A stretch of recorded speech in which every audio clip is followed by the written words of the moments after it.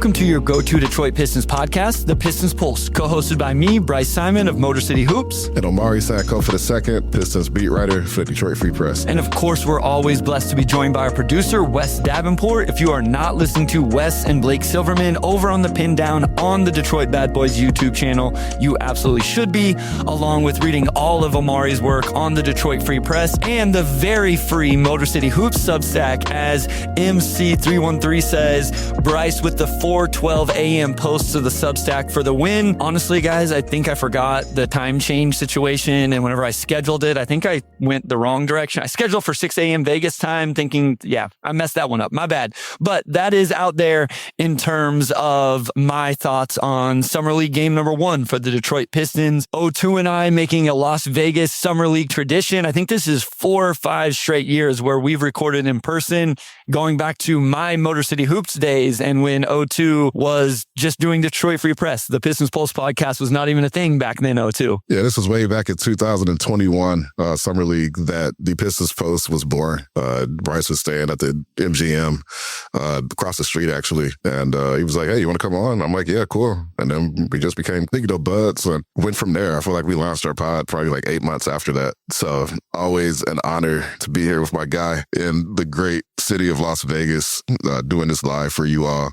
Obviously a lot to talk about as well. And thanks for everybody for tuning in too. The chat is like rocking. It's awesome. And I know we started 15 minutes late, but it's always nice to start late and have people waiting on us. Like, that's always a great feeling. So thank you. Yeah, we have people driving, people all over the place. We'll talk about Chaz. We'll talk about Ebuka. We'll talk about Ugonna Onyenso, all of that. And so I think that's probably where we'll start, Omari. I know we have a trade to talk about as well. I think since the last time we recorded, there was the Karis LeVert trade to the Milwaukee Bucks and, a couple new players for Detroit coming from that. The trade exception, the big 6-team trade, I guess, is what it ended up actually being. So we will get into that as we go throughout. But I think we probably start with Summer League Game 1 on Thursday. I missed most of it live based on when my flight got in. I watched it late last night after we had supper together with a few other people. Very good supper. We can talk about that a little bit later if we want. But what were your initial thoughts in terms of the Detroit Pistons Summer League team? And I think probably most people are curious our thoughts on Ebuka Okorie. For sure. Thanks for the compliments on the shades, too. Their prescription, Bryce and I believe me when I said that these are prescription shades. I did not believe him, and I do now because I got a headache as soon as I put them on. Yeah, Bryce has 20/20 vision. That's just... Even as old as I am, Omari, even as old as I am. Which is absolutely ridiculous. Like, there's no reason why you should have 20/20 vision. My 10-year-old daughter is already wearing glasses. They must have got that from their mom. But yeah, both my parents wear glasses. I got my first pair in 5th grade, and everybody in my family wears them. So shout out to you, Bryce. Yeah, Ebuka Okorie was as advertised. I mean, I wrote about it on the Free Press, so check that out on freep.com if you haven't. But he was exactly as advertised. It took him a little bit to get going because they were defending him pretty physically and trying to keep him away from the ball, but just absolute burst of lightning with the ball in his hands. If he has an open lane, he's like darting right through it. Just his handle. Watching him on TV, you notice how much he uses his off arm, but those little subtle pushes to, create room. But watching him in person, I feel like he's already so much better at that than like most guards where he plays physically. Like, he doesn't play like a small guard. He's pushing defenders around. Like, he's manipulating their momentum against them. He's doing a lot of stuff that I think really pops in person.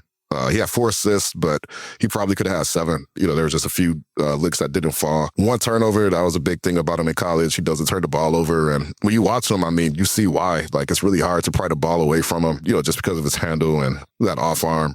He knocked down a couple threes. They were both self-created threes. That's always a great thing to see. So he passed his first test. I'm sure you agree on a lot of those same points, Bryce, but that's what you want to see from him. You want to see him come in, get going as a scorer, but also kind of show that point guard stuff that you didn't see as consistently as Stanford. He looked like a real on-ball creator last night. Yeah, as Richard says here, Okorie got robbed of several assists throughout this game, and I would agree. I mean, I think my biggest takeaway, O2, was how he operated ball screens in this game. And so if you guys see me looking down, we only have the one computer, so I actually have my phone with the notes that I took from the game, but I really like the way he played in ball screens. I thought he showed like real nuance and creativity. We saw a couple couple different times where he put the defender on his back to keep the advantage and then made those passing reads, even if they weren't showing up, as the comments are saying, in terms of the box score assists. So I thought that was really good. I think the thing that continues to stand out with me, and the video breakdown I did on him after he got drafted over on the Motor City Hoops Substack, his ability to navigate defenders, O2, while not having to slow down. I'm not sure I've seen many players do that in the open floor. And I'm not just talking about sheer speed. Like, I don't know that he's going to be one of the 3 fastest players in the NBA end to end. He is very fast. But what impresses me is he can have somebody on his left side, and then there's now another defender coming, and there's a defender 10 feet in front, and he's able to navigate all of that traffic without slowing down. And that's just not easy to do, to stay on balance, keep control of the ball, make good decisions, all of that. So that continues to be impressive to me, and he had a couple of those even in yesterday's game. Yeah, like there's no like speed up or wind down with him. He just kind of floats and just gets to where he wants to go. Yeah, like he's not like foot speed fast, although I'm sure he could, probably beat 90% of NBA players in like a pure foot race. But just the way he moves with the ball, it's just very natural and very like carefree in a good way. Like he can just get exactly where he needs to go. He can kind of work angles, like I said, kind of work the defender's momentum against him, and he just knows to attack. Like that's just like a very natural thing for him, and that's just something that feels like it'll translate for him pretty immediately. I think the question marks with him more so were the actual finishing when he gets to the rim rather than actually getting there. But he's a walking paint punch. He can get to the paint whenever he wants, and regardless of if you're finishing or you actually get there, that can just produce a lot of great stuff. Like you imagine him with Duren underneath as a lob threat. You've got some real shooters on the wing. Like there's going to be a lot available for him that he didn't have last night and also didn't have at Stanford. I think I put in my notes, he made threes, he pressured the rim, and he was disruptive defensively. And to me, those are either things that this Detroit Pistons current team organization really value or things that they've missed, right?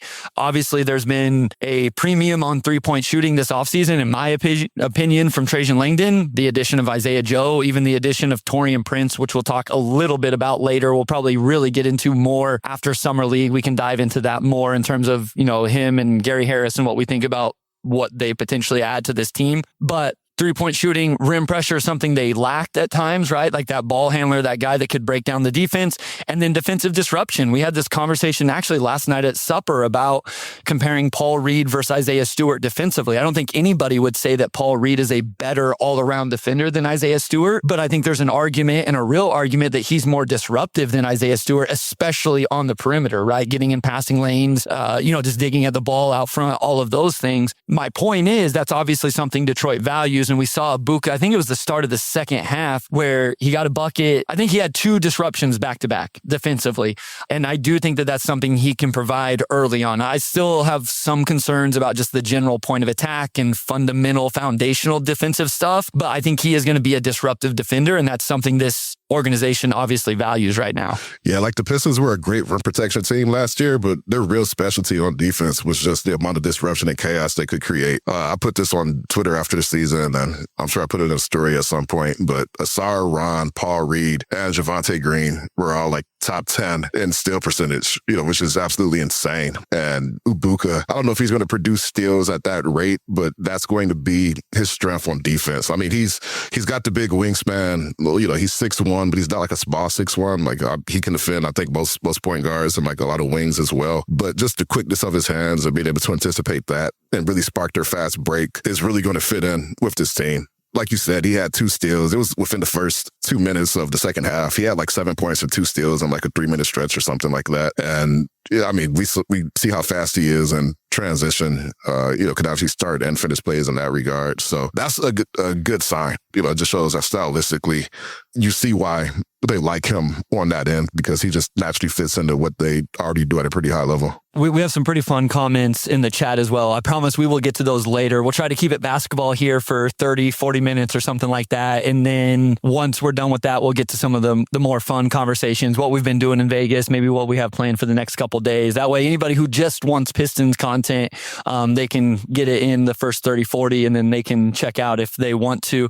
I guess to kind of finish up on the Okorie conversation here, and then a few other players to talk about, I think, what do you want to see moving forward? We were talking about this before we started recording. We expect to see him on Sunday. They do have a weird back-to-back schedule. I am curious how Detroit handles that with Ebuka Okorie, if he plays Monday or if he'll play Sunday, skip Monday and then play the next game or whatever. Who knows? Doesn't really matter, I guess. But what do you want to see more from him specifically on Sunday? And then not to overreact to Summer League because that can get frustrating. But what do you envision for his role now after seeing some of these things? I think we saw in the chat, somebody talked about maybe more of the true point guard skills. I didn't star it. I apologize. But, just like the true point guard skills that he showed in that game. Yeah, I think that's a big part of it, is just continuing to show that you can make those reads. And with his speed and ability to get downhill, he doesn't need to be like a Chris Paul level, pick and roll operator and distributor and whatnot. He's just going to create a lot just with his natural game. And for him, it's just making the simple plays and I think not overcomplicating it, which he did yesterday.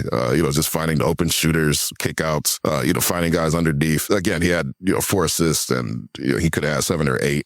Continuing to take care of the ball, I think, is a big one. To not have any live ball turnovers.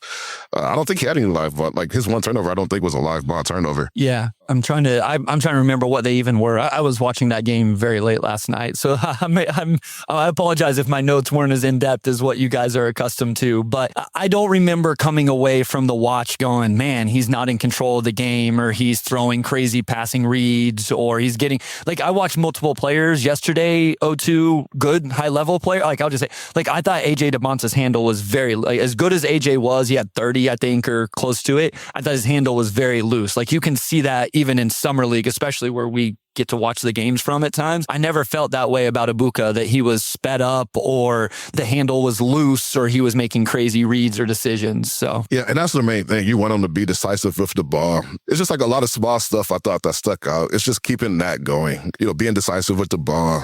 He's going to have the ball a lot. He had a lot in college, but he's not a guy that just like excessively pounds the ball and dribbles. I feel like there's usually pretty quick intent with what he wants to do. You want to continue to see him knock down threes. He went 2 for 5 yesterday. I think both his threes were like the step backs or side steps. He had one where he came off the screen, stepped into it. Yeah, and then he had that step back where he, pump fake lost the defender. Just crafty stuff like that. Like he did that stuff in college. To see that immediately in Summer League is good. So just keep it going. Like everything he did yesterday, you just want to keep that going. I don't think you need to really switch anything up or prove anything more than what you showed. Continue taking care of the ball, continue making the right reads. If you can knock down threes, beautiful. And he's a walking paint touch. Take care of the ball. I don't want to, it would just be bad if you had like a 6 turnover game after, you only had one of your first. It's like, like were you doing too much? Like what kind of happened? So just replicate yesterday and I think he's in good shape.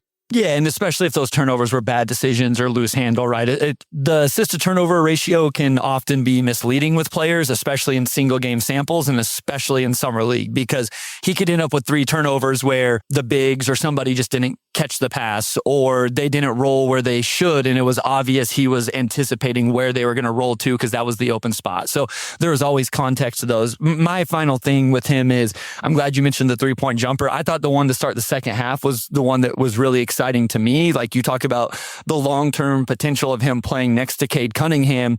He goes off the flare screen at the top of the key, gets a shot fake, and then one dribble 3-pointer, and that's one that was really impressive for me. So who do you want to go to next? I know we have another rookie in Ugonna Onyenso. We have Chaz Lanier. We have Isaac. I thought Isaac Jones was probably the second best player and most productive. We could talk about Isaac because he was assertive, and I thought he got more assertive and just a bit better as the game went on.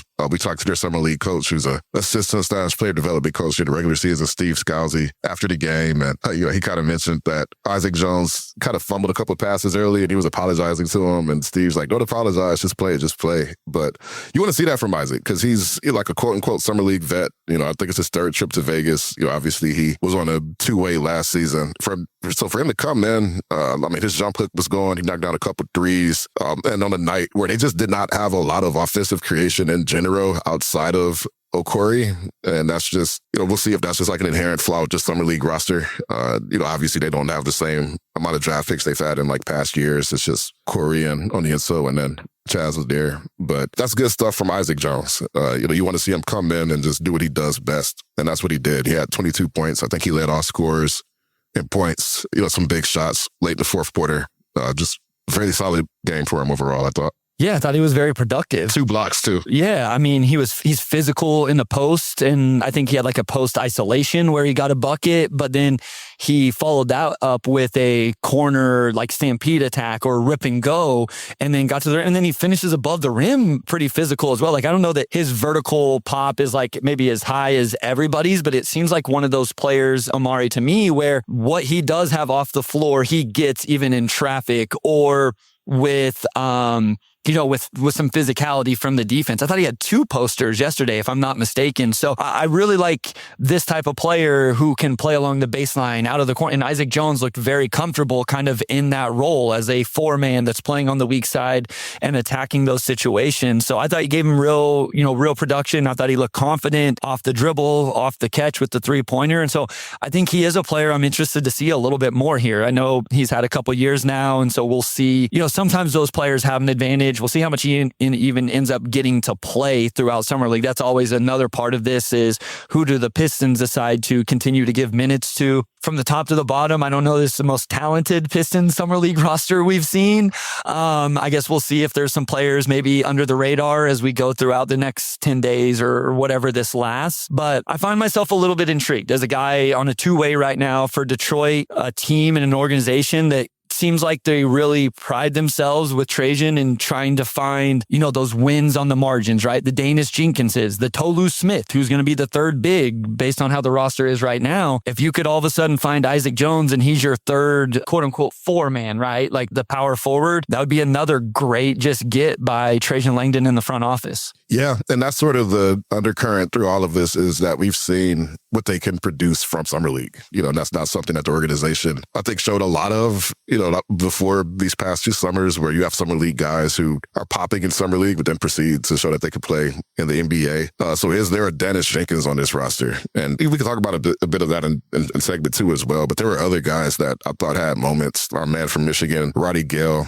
knocked down a couple of threes, and I was just like, the one thing he didn't do at college was knock down threes, so that's good. I thought Drake Allen had some nice moments defensively. There was a lot to take away from, even if it wasn't overall, I think, a great game for the Pistons as a whole. Yeah, and Tyler brings up a fair point here in the chat. To me, it seemed like Isaac Jones got G League points, meaning a guy who didn't really play good basketball, but used his tools to get easy hoops. Maybe that's just me. I mean, it's fair. You know what I mean? Like, that's understandable, right? Richard says, does Isaac Jones' game translate to the NBA? A lot of his games seemed like he was beating up on smaller guys. All fair points. And that's why you have to, we'll see if he even gets the opportunity. But I will say it's at least good to see that he was able to go out and be productive. I'm not, saying that it's automatically going to happen for him and he's going to be a part of the rotation eventually and all of that. All fair points from you guys. And then, Drake Allen's defense was awesome. So let's go to a quick break here, take a second, and then we will come back. And I think it's probably time to talk about Chaz Lanier, because I feel like that actually is the second most talked about Detroit Pistons Summer League player.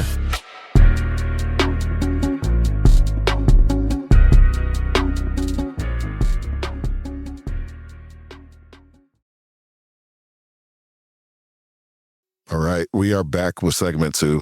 And let's go ahead and talk about Chaz. I think he finished with around 10 points. He did hit some shots, I thought, late, but just more of an uneven performance for him. And just about a fault when you're the draft pick coming back for the 2nd year. And I know he was the 37th pick, and that could always be a bit more. You don't know exactly what you're going to get, but I thought Chaz probably just could have been more aggressive, honestly. Like, that was one thing that kind of stood out, is even if the shots aren't falling, you need to just go out there and at least try to make something happen. And there's a big opportunity for him to come into the 2nd game on Sunday and I think potentially step into a bigger role, understanding that outside of Ebuka Okorie, there's a need for another guard to just come in and do what Chaz could do. We know he could shoot.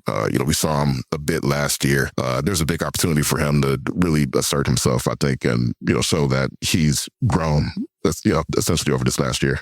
I mean, I think for me, I'd love to see the Detroit coaching staff, and maybe they did or will, but really push that in terms of, I don't know that you put the ball in Chaz Lanier's hands and say, hey, run 10 ball screens or something like that. And I'm not even saying you run him off a ton of off-ball screens or something, right? Like you do kind of want to see these players in roles that are at least similar to what they would play with, Cade Cunningham and Jalen Duren and Asar Thompson and all of that. And for Lanier, if that's ever going to be a role for him, it's going to be more of a catch and shoot on the weak side. But I just wonder if you can come out and design some actions where he is the weak side spacer, right? And so you're running a middle ball screen with Ebuka Okorie and Anyinso or whatever, and you hope you get the weak side tag from Lanier's guy and he gets a lift catch and shoot three or something like that. Just how many of those situations can Detroit strategically put him in? And then along with some of the movement 3-point shooting, that is something that we see from Duncan Robinson. Like, I guess maybe that's it. Like, can we see him play the Duncan Robinson, Isaiah Joe, what we think Isaiah Joe's role is going to be for this team? Can we see them like strategically put him in that role and see what it looks like?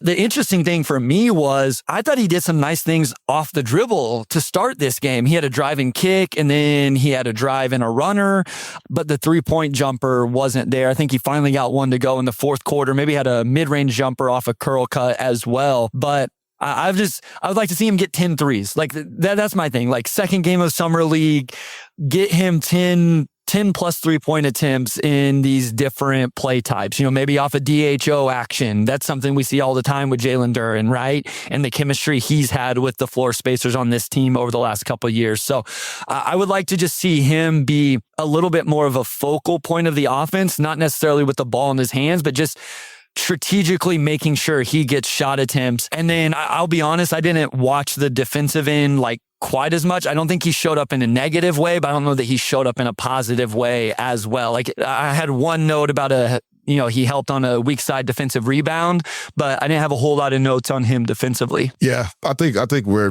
on the same page. Just more intentionality, not just from Chaz, but also from the coaching staff to get him more involved and get him in a role that we would see him in during the regular season, which is, I think, probably doing a lot of the same stuff you get, as you said, from Isaiah Joe. Just really being a strong off-ball guy. Maybe some secondary creation here and there, maybe an ability to come, to get inside and finish on the interior, but just catch and shoot threes, get 8, 9, 10 attempts. As Summer League goes, especially if they shut down Ebuka, I wonder if maybe there will be more available for Chaz, just given just how much of the offense it felt like did lean on Ebuka's ability to set up. And another thing to keep in mind, too, is that a lot of these guys have not played, like, real 5-on-5 basketball in, like, some months. Like, Ebuka told his draft process, it's a lot of 3-on-3, like, not real basketball. So guys are kind of getting back into the rhythm of, just live action for the first time. So the first game's also just not a great representative of who a player is. And that's why I say I think there's a really big opportunity for Chaz to come into Sunday, come into Monday, just with that added intentionality, on his part and then the coaching staff as well to like showcase what he could do and what that could look like for him next season. Well, you have to remember, like, these guys haven't played together very much in general. So, like, not only have they not been playing 5-on-5, they haven't been playing together. I mean, in all honesty, Omari, we talked about this last night as well, and the basketball isn't always great at Summer League. Like, Summer League is a lot of fun. You get to meet people. I got to connect with Keith Smith for the first time in person yesterday, and, different people, all of that. For me and you, we see each other, 2-3 times a year, maybe in person, depending on how many Pistons games I make too, but we can always count on this. So it's fun. But one thing I've learned being here, I think this is my 5th straight year now, is the basketball isn't necessarily always awesome. And so that's just part of the deal. Richard said, how about the defense? This is still on Lanier. Chaz got caught ball watching a good deal of the time. That's probably fair. Again, this is one other thing. I am a worse scout during these 3 days than I am whenever I'm sitting at home watching on my computer. Like, to be completely transparent, I barely watch the games because you're always talking to somebody. And then I was trying to catch up and rewatch this game last night at midnight after supper. And I won't lie, I was kind of half falling asleep, like trying to keep myself awake and all of that. So my notes were not the best that I've ever done. So that could very well be true in terms of his defense. But Summer League's just like in general a chaotic environment. Like it just is. It's a chaotic environment. That's why you just have to take things with like a grain of salt sometimes, because not not everything is what it appears. And it's a lot easier once you get, I think, 3 or 4 games and you can work with a bigger sample size for sure. Richard says, so it's basically a bunch of pickup teams. I would say it's more than that. Like, my only point is you just have to remember, like, Ebuka, Onyenso, those guys just got drafted by the Pistons. I don't even know exactly how it works in terms of when they can start practicing because trades have to officially go through and all of those things. But my only point is it's not like they've been able to develop. Think about the Danish Jenkins, Tolu Smith chemistry, right? That they've developed through playing a whole G League season together. You don't have that between Ebuka and Onyenso, or you don't have that. I know different players, but between Ebuka and Chaz Lanier, where Chaz knows how Ebuka likes to attack and then he's relocating off of that, or Ebuka trusts Chaz to relocate and then blindly throws the weak side hammer pass to the corner. Like, you just haven't developed that chemistry. So I'm not saying they don't have plays. I'm not saying that they don't have like schemes, but it may be more basic, right? You may not have different ball screen coverages. You may just have to play switch or drop or whatever because you haven't put all of this stuff in yet. So that's all I'm saying. It's more than just pickup, but there's just not a whole lot of chemistry yet. Yeah, it's like a pickup team that's been together for a few days. Like, you didn't just walk on the court and figure it out on the fly. I think they had their first practice Monday. We had Ogana Onyenso's introduction at the practice facility Monday, and he talked just a bit about that was his first practice. So you have 2 practices at the PPC. They flew to Vegas, I want to say Wednesday, and they actually practiced today. So you have another practice session then going into Sunday and Monday. But it all develops on the fly. I don't think it's haphazard. I don't know if that's the word, but it's just a very brief process to kind of figure a lot of stuff out.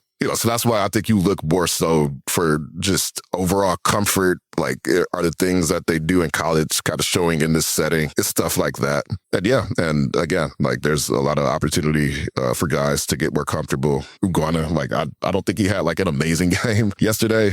He did have some steals, but like, he could step up as a rebounder.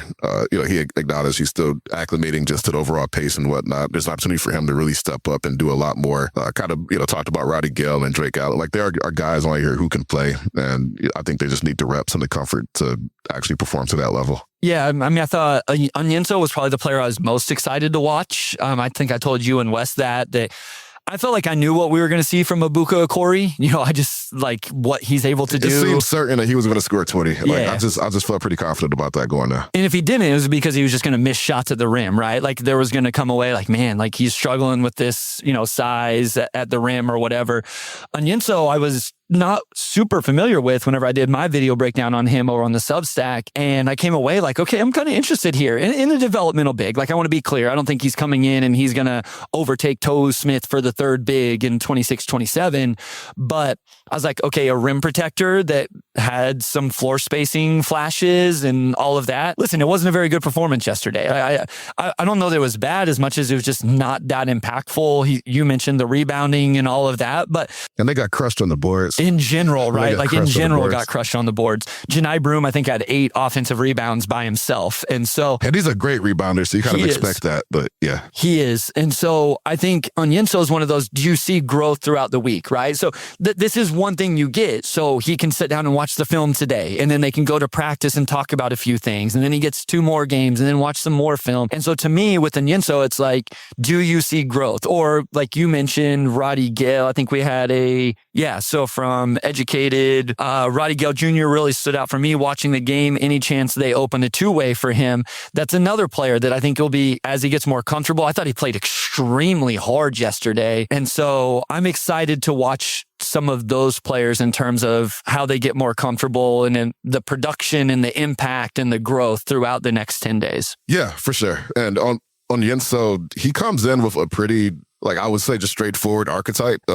This rim protector, lob threat. When we talked to him Monday, he compared himself to Derek Lively. So his checklist, I think, is pretty narrow. You want to see him protect the rim. You want to see him rebound. And then you want to see what he can do just on offense in general. I think he's probably far more of a lob threat than a guy who can maybe work at the paint and kind of engineer something down there. He had maybe 1 paint touch that ended with like a missed jump hook, so he didn't really get a chance to show that off a whole lot. But if he can just get pick and roll chemistry going with their guards, like especially with Okorie, if you could get some pick and roll connection going there, that would be huge. And yeah, like he comes in, like this guy averaged 2.1 blocks in 15 minutes per game through 4 years of college.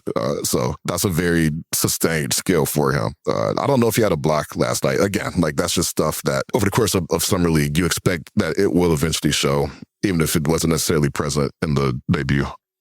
All right.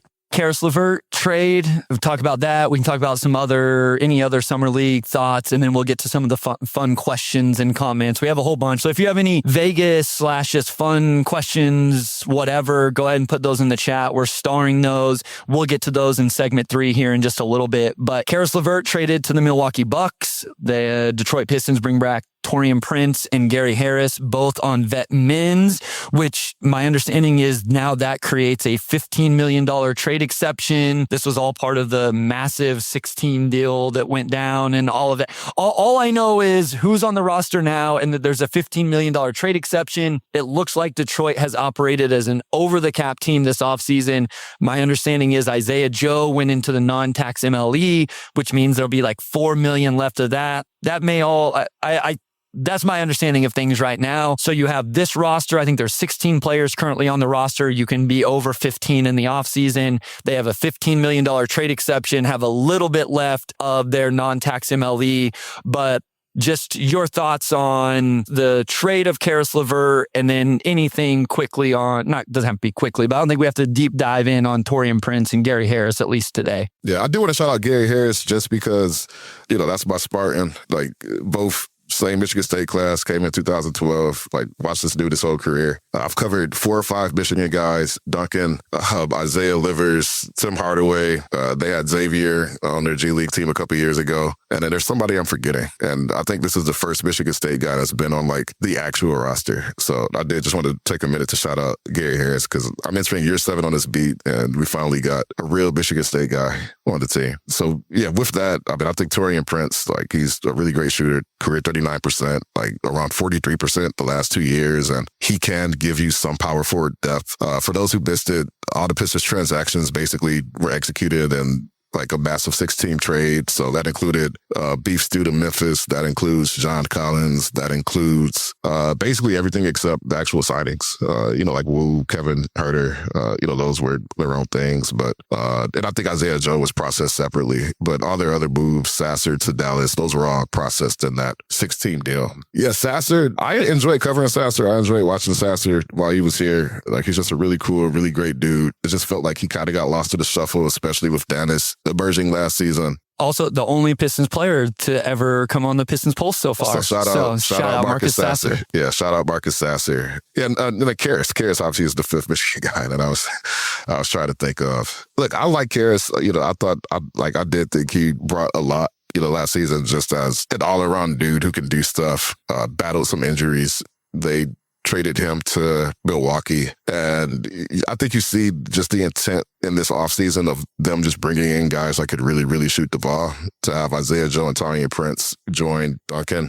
Those are 3 super, super legit, knockdown threats who all really improve your wing rotation. So there is a through line through all of that. I think there's going to be a lot of waiting and seeing as far as how this all looks on the court. I mean, we talked about Stu, but you're not going to replace what he does directly. You're just going to have guys kind of fill in those gaps. You're not going to replace what Tobias Harris gave you directly. You're just going to have to kind of fill in some of that creation from the guys who are here. And there's still offseason left. I don't know if they do anything else. I mentioned on Twitter the other day that the New York Knicks acquired Cat on like October 2nd or something like that. So, we see teams make moves all the way up until camp. But yeah, big 6-team trade. That's just how it all ended up going down. They have the $15 million trade exception from Stu, so you could go get a guy with that. They still have some options. So we'll see what this ends up looking like. But they've addressed their need for shooting, and I think they've tried to also clear cap space with that move. And now you can pay Duren a little bit more money without paying the luxury tax. So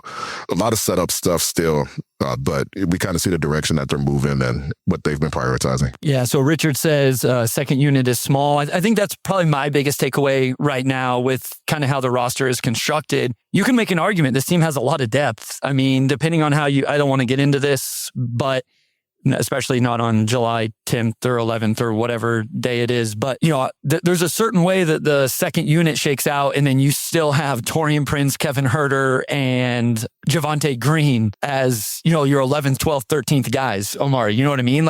So just in terms of the amount of wings this team has, and then think about the floor spacing from those guys, especially in the regular season, that's not bad to have to, sub into a spot whenever somebody's hurt or gets in foul trouble or, whatever. My worry is the front court still, and we don't have to get into all of this right now, but that would be my biggest thing is it does seem like the roster is a little bit unbalanced to the perimeter and not quite as, it seems like there's a move to add some front court depth at some point. We'll see. To your point, we have a lot of time. Again, not the right time to get into it, but I just was scrolling Twitter before we started recording, and there was some report somewhere about Michael Porter Jr. and, is he going to stay in Brooklyn if he doesn't get an extension this offseason, and could he still get traded? And, there's still all sorts of things. You wonder how much is LeBron James' decision holding some things up, not major moves, but some things, right? Whenever he finally makes his decision. Jonathan Kuminga is still out there. I'm not saying that that's somebody Detroit has to be in on. There are some names out there that could be holding things up, and then you can maybe make a move after those decisions are made, even if Detroit isn't involved with those specific players. And I have no idea. So I would agree with some of the comments in the chat about where the roster's at and all of that. But I wonder if the big move is going to wait till the deadline. I guess that would be my biggest question to you, O2, before we get into some of the more fun stuff in segment 3. Do you think this roster is kind of essentially settled and that maybe the bigger move is probably more likely to come once we get into the season? It feels like a roster built for a trade deadline move. That doesn't mean that they're going to wait to the trade deadline to make a move or that it's guaranteed that they will before then, although I think the appetite for that's stronger than, it's been a long time for this team. They understand that they have to get better. They know what they have to do that. But, they're going to make sure it's the right deal. I just don't think they want to overpay for something that is backfiring and then you have nothing to show for it because it doesn't matter how bad fans are now. They're going to be equally bad if the move you made didn't work out, right? So the most important thing is to make sure it's the right move and not just a move. So I don't know if it ends up not being until February, but this is a roster that is built for a February move, like with John Collins, essentially being a 1 year expiring, right? Duncan's an expiring contract. Is an expiring contract. So you've got just a lot of salary that you could move at that point if you wanted to. And I think that also maybe squirrels them a little bit. This summer, we have to pay Duren and you also need salary so you can include in a deal. And I just don't know if the market really lined up in that way. So that's where I'm at. I don't know if they're going to make a February trade deadline move, but if you wanted to make a February trade deadline move, I think their decisions and priorities this offseason allow you to do that. All right, let's go to a quick break. When we come back, we'll talk a little bit more just Vegas and some of the other questions we have in the chat. If you have any of those type of questions, go ahead and throw them in there, and we'll get back to talking basketball next week.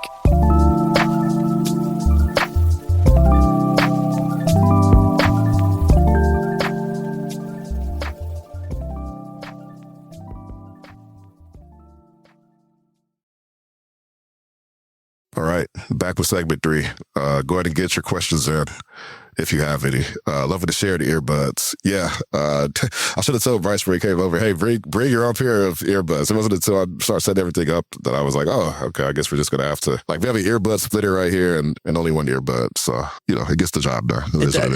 It actually has been a little more problematic than I thought because when I've tried to reach down to get a drink of my coffee or something like that, it's I can't just go wherever I want. We're like conjoined twins, we just, whatever Bryce does, I got to be in sync. Yeah. All right. So, Sharon Dalton says, what's the current temperature there? It's 98 degrees. I will say this. So we got in yesterday. I walked from the Virgin Hotel to Thomas and Mack. It's less than a mile. I was like, oh, this would be fine. I've walked it before in past years, but it must have been at dark because it was miserable. About halfway through the walk, I was like, I don't know about this. This might have been a bad decision. So I will be Ubering the rest of the day now, wherever I go. I'm thinking I'm going to go catch lunch here and then get to the arena and stuff like that. But it is, I think it's supposed to be 110 around 4 or 5 o'clock today. Yeah, it was 111 yesterday. And you felt all 111 of us degrees. So yeah, it's pretty hot. They do a good job in the arena of keeping the AC on, and it's not too bad in there.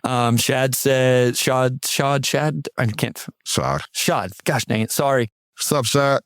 Yeah, that's your guy. I was practicing during the break. Sorry, since you said time change, what time is it here in Germany? 02? I have no idea. Like, So you're asking me to convert German time on top of West Coast time. 11, so it's 12. It's 2 o'clock on the east. I'm going to say 6 o'clock p.m. I think I'm close. 7 o'clock. 7 o'clock. Cool. I'm going with that. That works for me. Trying to walk and listening to the... Oh, 01 says walk and listen at the same time. Yes, twins here, me and O2. Loving the shades. We talked about the shades a little bit at the beginning. I got outvoted here. I said he should have to take them off since we're in a building. Everybody else disagreed. Wes and Robin just figuring out some technical stuff, and they both voted for the shades. I actually was not going to wear the shades. I just had them on because I was just been wearing my shades, and and then they kind of gassed me up like, I like the shades, Omari. And then some people in the comments were like, I like the shades, so I'm wearing the shades now. I'm committed to it. Caleb guesses it's 8 p.m. in Germany right now. Arthur says still at work, gonna watch when he gets out. Oh, it's almost 8 p.m. So I wasn't quite there. So good job, Caleb. You were right there. Arthur's gonna watch whenever he gets done with work. Understand that. Wanted car, but encouraged by Ebuka Okorie. I'm afraid I listen to Bryce so much, I'm gonna start saying supper. So here's the funny thing. Like we truly do say supper, but it's kind of become a thing where I do it on purpose now because I know I say it differently than other people and people look at me funny. So it is kind of it's something I do on purpose, especially whenever I'm on the podcast or whatever. But I mean, I've had some, I didn't realize this. I think I've told this story before. I didn't realize people didn't call it supper till I went to college. So I was a junior in college, 21 years old, whatever it was. I'd never really left Kansas, went to school in Washington, D.C., said it to, a group of friends or whatever, and they all looked at me like I was crazy. So I was 21 years old before I realized that supper was only something we kind of said in the Midwest. My mom used to watch Little House on the Prairie. They say supper at Little House on the Prairie. Every time you say it, I'm like, that's something they said 100 years ago. Also, we went to, we've talked about this place. We went to Lotus of Sion last night. That's just like a well-known Thai spot here. I'm always happy to watch Bryce eat. It was good. Yeah. We'll get to it in a second. We got that question. 8 p.m. in Italy as well. Also love the shades. O2 is a German phone company. Hey, there we go. And Pistons talk, no matching shades.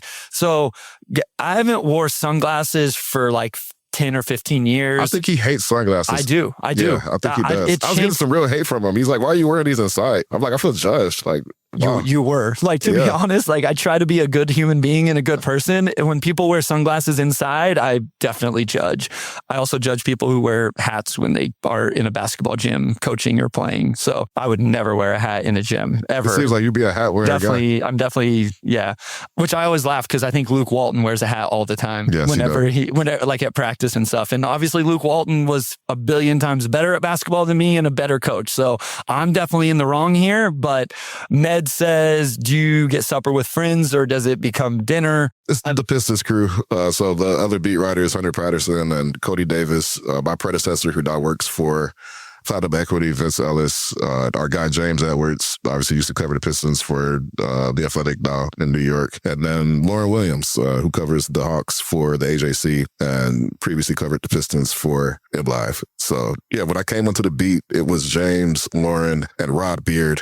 And we just kind of we just get the whole group together. So it's always a good time. Caleb says, sorry, gents, just finished work, so just joining. Nice to see y'all together. Excited to hear what food y'all try and ratings. So, we're actually going to see our guy last today, so we're going to have to get him on for some food takes. Yeah. We're about to go get a cheeseburger in Planet Hollywood. We went to Lotus of Sion last night, the original spot. All I know is whatever salad that you ordered to start the meal was way spicier than I thought it was going to be. And spicy. I was trying to hide it because I knew you guys were going to clown me if I said anything. But it was spicy. I thought it was spicy. Okay, that makes me feel better. Spicy food. Okay, that was a spicy salad. That makes me feel way better because I was like, man, I'm so soft. Yeah, it was just like a classic Thai papaya salad. Like if you've had it, you know how good it is. But we got it medium spice, and that was closer to hot for sure. Yeah, because I heard you guys tell the guy like, hey, we just want medium. That's as far as we want to go. So I was like, man, if this is medium, this is and luckily, then I was worried about the rest of the meal, to be honest with you, because I hadn't eaten all day really. We drove 4 hours and then we flew, and like I don't like traveling. So I was like, okay, I try to eat minimal. And then you're at the arena, the rest of the evening. And so I was starving by what was it, 9:30, 10 o'clock. And that was this time. So it was like midnight by the time we started eating. Yeah, I was starving too. I was starving. And that first dish came out and it was spicy. It's like, if this is the way the rest of the meals goes, I'm in trouble. But it was very, very good. That place is really, really good. Yeah, I highly recommend Lotus Casino if you're in Vegas. Yeah. Okay. Caleb says, we'll stay here. The NFL Combine talks about how great it is to network. Is that how Summer League is? 100%. That's like the main reason to go. Honestly, beyond the basketball, is to network and say hi to people and get to know people. And that's % of it. Yeah, for sure. I mean, I think people, every year... Like, people go to the gym and don't watch basketball. They just talk to people. That's literally why a lot of media comes. Yeah, I think I went and sat with Keith Smith yesterday before the AJ Darren Peterson game. I don't remember who was playing. It would have been Dallas and Golden State. I can't tell you anything about what Marez Johnson or Yaxel Lindeborg did in that game. Keith and I were just talking.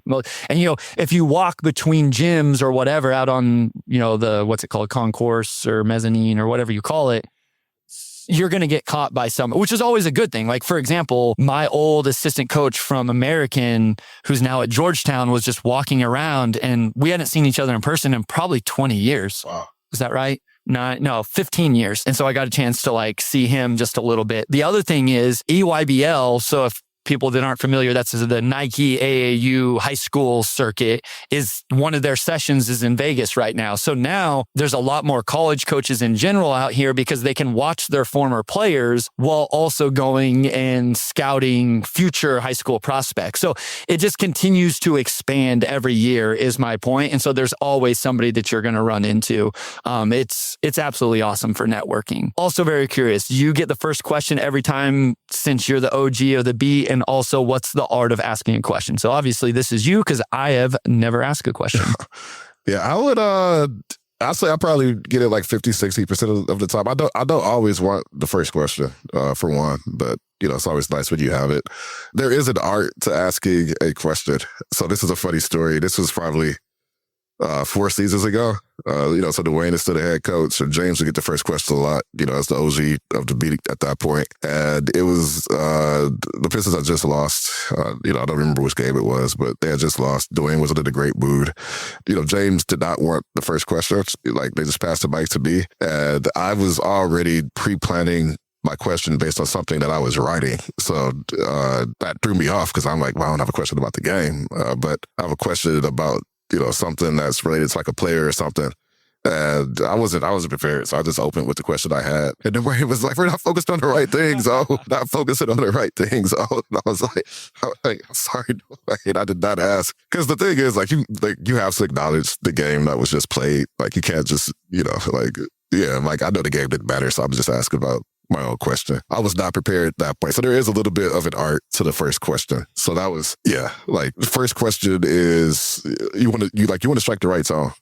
You want to get to like the nitty gritty, but also just allow the coach to just kind of lead off where they want to lead off, right? And I feel like that usually establishes a pretty good rhythm for it. I will say I've sat in enough that you have to be able to read the room pretty quick, right? Like you have to be able to read body language, whether it's before the game, after the game, whatever, whether it's a win, loss, coming off a 5-game winning streak, 5-game losing streak, whatever. Everyone I've been a part of, you can kind of tell by the coach's body language, kind of how they're sitting there and all of that, how into the questions they are and how much they're ready for you to just stop asking questions so they can get back to something that they need to get. And that's part of it too, because people on Twitter will be like, oh, you need to ask this, you need to ask that. And sometimes it's just, I just know going into it that the question will be handled much better the next day, talking to them after practice, after they've calmed down and the adrenaline and emotions kind of wind down. So that's something you do think about is, I could ask this question now. I don't think it's going to get a great response. So I do like to save certain questions for the next day when I know that the response is going to be 10 times better. Sharon says, have you guys been to the Sphere? What tourist stuff have you guys done or will do? I have not. You can see it. Either. It is pretty cool. I've heard people talk about it. I will do zero tourist stuff on this trip. Over the 5 years, like I went to a magic show one year. I think that was it. Like I said, I'm staying at the Virgin Hotel this year, which is pretty, not like far, but it's away from the Strip. That's on purpose. My wife did not come with me this year. She just comes with me every other year, and we stay on the Strip when she comes because she does actual Vegas stuff. But yeah, like I will go to the games and eat good food. Yeah, I don't do a lot of touristy stuff. I did go see Meek Mill with some friends last year. That's probably the only concert I've been to in Vegas. Otherwise, like I'm working or it's just like talking to people, networking, catching up with, media friends that I only get to see a few times a year. And that's pretty much it. Like I actually would love to come out to Vegas and just not even do like Vegas stuff, like go out to see some nature and mountains and stuff. And maybe one year I'll be able to do that. But it's pretty business. I like to be here for 3 or 4 days and just cram those 4 days in and go home. Asar PNR says, I missed the beginning. Have you guys talked about the Karras trade? We did right before the start of the third segment. So if you go back to around probably 35-ish minutes or so, we'll give more takes on that later, but we touched on that trade a little bit. Last 3 here. M. Wesley, Omari, you and one other beat writer you've worked with have to enter a 2-versus-2 hoop tournament. Who are you teaming up with? I'm taking Bryce. And like, I don't know if you guys know that Bryce is 6'6" and like a real basketball player. Like you could probably tell that he's taller than me when we record, but people don't realize it. I'm always shocked when people first meet me in person and they're like, "Oh, you're taller than." I was like, I talk about being a college basketball player on the podcast, but yeah, no, Bryce is the only guy I'm taking. No offense to anybody else, but I got my teammate right here. I appreciate it. Yeah. So this is from Robin. He said, Bryce, you should get a photo with that assistant coach that looks like you. Literally, there was a coach in the stands during the game. I almost left, guys. I walk into the gym. The Pistons are playing, and all 3 Pistons beat writers turn their attention away from the game to be like, Bryce, your twin's setting up. I don't even think it's the guy that most people are thinking of. I thought that guy was an assistant coach for the Rockets. This guy was a scout or an assistant coach for the Hornets. But this is like a real thing at this point. Like even my own like in-laws will see that guy and be like, oh, that looks just like Bryce. No, Bryce has a twin, so I would love for you guys to get a photo. Yeah, I will not be requesting that, but I do think it's funny. Pistons talk. Random bit. Are the media members going to play the coaches in 5-versus-5 game like they did with the Celtics last summer? We have no plans for that. And just so you guys know, the Pistons have Luke Walton. They have Jarrett Jack. They have Sidney Lowe. Yeah, you guys would be in trouble. They have guys who played real basketball. They have Fred Vinson, who is a literal shooting coach. I am good. I know how that's going to go. I don't need to play Jarrett Jack one-on-one. Well, actually, I actually would like to play Jarrett Jack one-on-one, but we are going against real NBA guys. So I just want you all to know that this is not the beat writers versus coaches. This is beat writers versus actual NBA players. So I don't know. Like, I don't think that would go very well for us. You guys would be in trouble. Yeah. What's up, guys? Is it hot? Is it as hot in Vegas as everyone says? Yes, absolutely. Yes, it is. It's not one of those. It is. I know people get annoyed. It is like a dry heat. Like it is not. If it was humid, I probably wouldn't even come here because you couldn't walk. You'd take a 10-minute walk and you're sweating anyway. If it was humid, you'd be outside for like 30 seconds and it would be miserable. And also became a dad. Much love from Bosnia. Congrats. Yes, congrats on becoming a father. That is awesome. And I hope things are going well. Yeah. Anything else, O2? I know we got to get to lunch. There's Pistons practice for you to get to. The games start here in less than 2 hours. So lots going on. Any final thoughts? No final thoughts other than that we will be back with you all at some point next week. Yeah. It feels like we're starting to get into like the dog days of the off-season part, but if you have any topics, please throw them our way. Yeah, there are some topics at us for sure. We'll try to have some guests on. We definitely got to have our guy Laz back on at some point to just talk about the off-season as a whole. And, we'll see. We'll see what the Pistons give us to talk about. But beyond that, I think we're pretty much wrapped up for this one. Oh, hold up. Jake says, late to jump in, but we'll listen back, but celebrating being officially cancer-free. Congrats, man. That is amazing. Yeah. Bless you. That is amazing. That is awesome. Congrats on that. Really cool stuff here across the board. Becoming a father, Jake being cancer-free. We're humans here as well. I know people want us just to talk about Pistons, but always we love that, really cool. Thank you for sharing that with us, for sure. Thank you for sharing. Congrats on that. That's big time. Yeah, so happy. Yeah. Fatherhood, man. People beautiful stuff. Yeah, that be becoming off season with the Shades officially. Just a lot of big life events happening. Big thanks to our audio producer Robin Chad, our editor-in-chief Nicole Avery Nichols, and a big shout out to West Davenport as always. And we'll talk to you all next week.